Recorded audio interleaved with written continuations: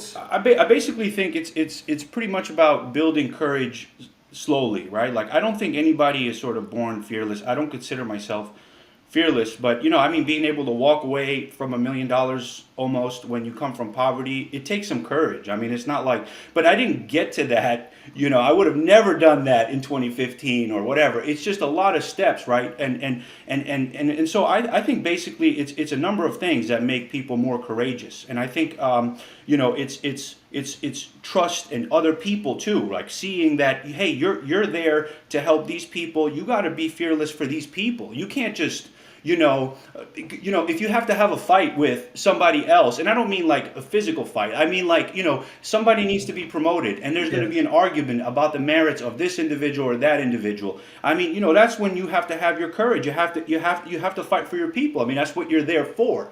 And so it's just step after step and sort of fight after fight, if you will, and then seeing that you're not just doing it for yourself. I mean, you got all these other people that are kind of depending on you to do the right thing.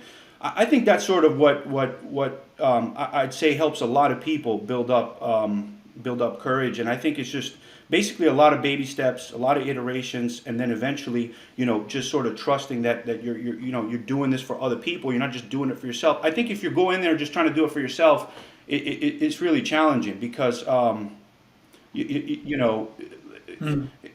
almost no one can do that. I mean, I don't know. Maybe someone can, but I don't know anyone that can. True. I find my courage from like even with my family, right? Like when I think about when I think about walking away from all this stuff, like I couldn't do it until I had set them up, right? I couldn't do it until I felt like, hey, we've True. saved enough that now I can quit my job and chase entrepreneurship. So if I look at all of that, it's basically about thinking, have I set other people up enough? If I have, okay, now I could take the next step, which is a little bit more courage for the next step. But that's how you kind of build it up, I think. Sure, sure. Okay.